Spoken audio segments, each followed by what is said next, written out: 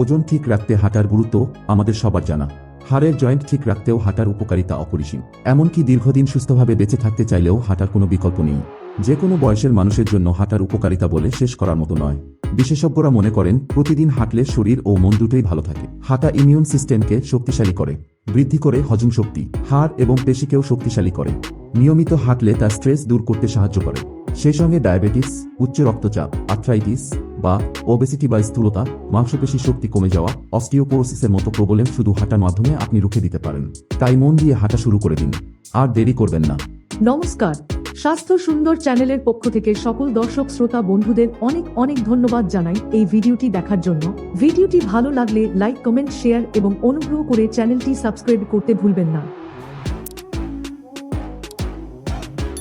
The heart ফাউন্ডেশনের গবেষণায় দেখা গেছে প্রতিদিন 30 মিনিট হাঁটা, বিশেষ করে মর্নিং ওয়াক হলো হেলদি হার্টের অন্যতম রহস্য। এর ফলে হার্টের বিভিন্ন রোগের সম্ভাবনাও প্রায় 35% কমে যায়। প্রতিদিন সকালে উঠে হাঁটাচলা করলে হার্ট অ্যাটাক বা স্ট্রোকের প্রবণতা কমে। সেই সঙ্গে নিয়ন্ত্রণে থাকে কোলেস্টেরলের মাত্রা। তাই আমরা আমাদের আজকের এই ভিডিওতে শুধু সকালে হাঁটা বা মর্নিং ওয়াক নিয়ে আলোচনা করব। রাত থেকেই প্রস্তুতি নিতে হবে। প্রথমে সকালে ওঠার সঠিক সময় নির্বাচন করুন। বিশেষজ্ঞদের মতে ভোর 6টা থেকে 7টা হলো হাঁটার জন্য বেস্ট। তাই আরেকটু আগে প্রায় ভোর 5টায় ওঠার চেষ্টা করুন। প্রয়োজনে মোবাইলে অ্যালার্ম সেট করে রাখুন এই সময়গুলো। রাতের খাবার পর কম করে 2 ঘন্টা রেস্ট নিয়ে দাঁত ব্রাশ করে শুতে যান। রেডি করে রাখুন সকালে বেরোনোর পোশাক। অ্যালার্মের আওয়াজে ঘুম থেকে উঠেই পান করুন 2 গ্লাস উষ্ণ গরম জল। বাথরুমে গিয়ে ব্রাশ করে পেট পরিষ্কার করে নিন। শীতের মৌসুম না হলে হালকা স্নানও করে নিতে পারেন। এতে আপনার অভ্যন্তরীণ কোর টেম্পারেচার কমে যাবে।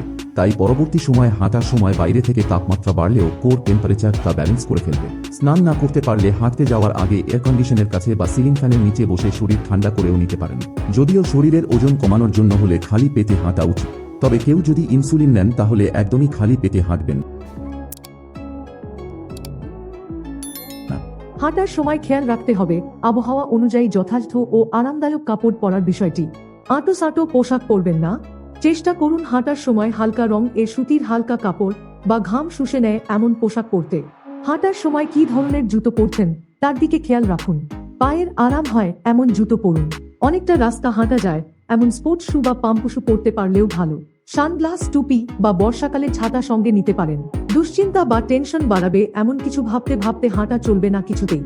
বরং সেসব ঠেকাতে ওই সময়টা ইয়ারফোন বা হেডফোনে গান শুনুন। এতে ফিল গুড হরমোনের যোগান যেমন বাড়বে তেমনি হাঁটার ছন্দ বজায় থাকবে।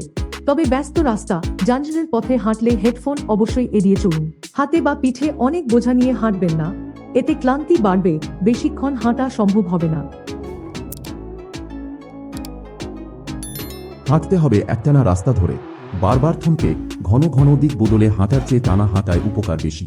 তাই বাড়ির ছাদে বা লনে নয়, রাস্তা ধরে হাঁটুন।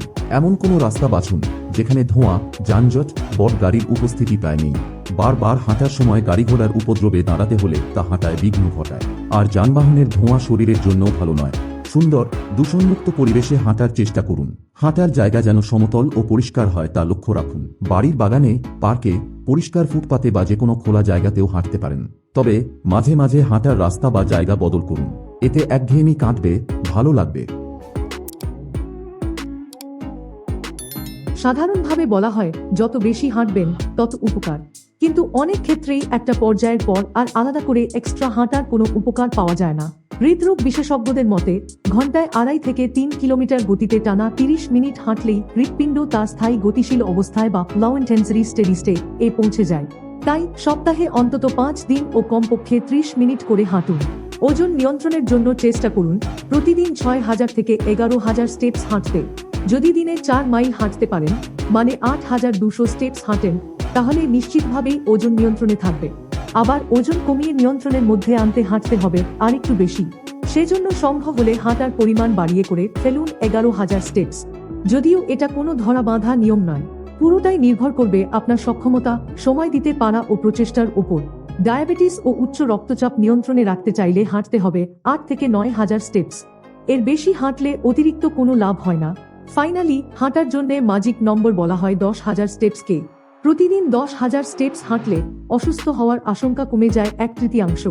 হাঁটাহাঁটির অভ্যাস না থাকলে প্রথম দিকে 1 সেকেন্ডে একটা স্টেপ ফেলুন, তারপর হাঁটার অভ্যাস হলে সেকেন্ডে 2টো স্টেপের হিসেবে হাঁটার চেষ্টা করুন। যদি হাতে সময় থাকে তবে ধীর গতিতে লম্বা সময় হাঁটা বেশি উপকারী। ধীরে হাঁটলে সময় বেশি লাগলেও জোরে হাঁটার সমান উপকার পাওয়া যায়। সঙ্গে কম হয় আঘাত পাওয়া ও দুর্ঘটনার সম্ভাবনা। হাঁটা শুরু করার প্রথম দিকে এক জায়গায় দাঁড়িয়ে হাত পা নেড়ে ওয়ার্ম আপ করে নিন 5 মিনিট। প্রথমে ধীরে ধীরে হাঁটা শুরু করুন, তারপর গতি বাড়ান। শেষ 5 মিনিট আবার গতি ধীর করুন, একে কুল ডাউন বলে। তারপর এক জায়গায় বসে খানিক বিশ্রাম নিয়ে ফিরে আসুন। হাঁটার সময় সামনে ঝুঁকে হাঁটবেন না। শরীরের সেন্টার অফ গ্র্যাভিটি সামনের দিকে সোজাভাবে থাকবে, অর্থাৎ শরীরের বুক ও ঘাট সোজা রেখে সামনের দিকে হাঁটতে হবে। বিশেষজ্ঞদের মতে ওজন কমাতে হাঁটার স্পিড থাকতে হবে 6 থেকে 8 কিলোমিটার প্রতি ঘন্টা হিসেবে। যদি কারো হৃদযন্ত্রের সমস্যা থাকে তাহলে প্রথমে কম গতিতে হাঁটতে হবে, তারপর ধীরে ধীরে গতি ও সময় বাড়বে সক্ষমতা অনুযায়ী। ওজন কমানোর জন্য হাঁটার সময় একা হাঁটুন। অনেকেই নিজেদের পোষ্য নিয়ে বেড়াতে যান, কিন্তু তাকে সঙ্গে নিয়ে সেকেন্ডে 2টো স্টেপের হিসেব মেনটেন করতে পারবেন না। তাই তাকে নিয়ে হাঁটার সময়টা আলাদা করে বরাদ্দ করুন। একই কারণে দল বেঁধে হাঁটতে বেরোবেন না। অনেকেই গল্প গুজব করতে করতে হাঁটেন, কথা না বললেও দলছুট হয়ে যাওয়ায় অনেকে হাঁটা স্লো করে ফেলেন। মোবাইল ফোনে কথা বলতে বলতেও হাঁটবেন না, এতে হাঁটার গতি স্লো হয়ে যায় ও হাঁপিয়ে গিয়ে বেশি দূর হাঁটা যায় না। হাঁটাহাঁটির শেষে কুল ডাউন করা খুবই গুরুত্বপূর্ণ। বাড়ি ফিরে প্রথমে একটু হাওয়ায় বসে রেস্ট নিন। হালকা চুমুকে পান করুন মিনিমাম 1 থেকে 2 গ্লাস জল। এবার স্নান করে হালকা ব্রেকফাস্ট করে ফেলুন। ব্রেকফাস্টে রাখার চেষ্টা করুন ফল, স্যালাডের মতো খাবার। এড়িয়ে চলুন ভাজাভুজি। ফাইনালি নিয়ে নিন একটা 10 থেকে 15 মিনিটের ন্যাপ বা ঘুম। দেখবেন শরীর অনেক ঝরঝরে হয়ে এনার্জি লেভেল অনেক বেড়ে গেছে। সবশেষে মনে রাখবেন, একবারে বেশি হাঁটা কষ্টকর হলে সেটাকে ভাগ করে দিনের বিভিন্ন সময় হাঁটতে পারেন। সারা দিনের টুকটাক প্রয়োজনে যখন এদিক ওদিক যাওয়া আসা করতে হয় সেখানে হেঁটে যাওয়ার চেষ্টা করুন। যখনই হাঁটবেন সেটাই আপনার কাজে লাগবে। এমনকি হাঁটার গতির তারতম্যেও খুব বেশি যায় আসে না। কেবল চেষ্টা করবেন প্রতিদিন অন্তত আধা ঘন্টা দ্রুত হেঁটে শরীরকে হাঁপিয়ে তুলতে। তাহলেই পাবেন হাঁটার উপকারিতা। পায়ে বা হাঁটুতে চোট থাকলে বা কোমরের সমস্যায় ভুগলে অবশ্যই হাঁটার আগে চিকিৎসকের পরামর্শ নিন। দিনে কতটুকু হাঁটলে আপনার শরীর তা সইতে পারবে তা জেনে তবেই হাঁটাহাঁটি শুরু করুন। অসংখ্য ধন্যবাদ আমাদের এই ভিডিওটিকে সম্পূর্ণ দেখার জন্য। হাঁটা নিয়ে আপনাদের মনে আরও কোনো প্রশ্ন থাকলে কমেন্টে শেয়ার করতে পারেন। ভিডিওটি ভালো লাগলে লাইক, কমেন্ট, শেয়ার এবং অনুগ্রহ করে চ্যানেলটি সাবস্ক্রাইব করতে ভুলবেন না। মন দিয়ে হাঁটুন, ভালো থাকুন, সুস্থ থাকুন।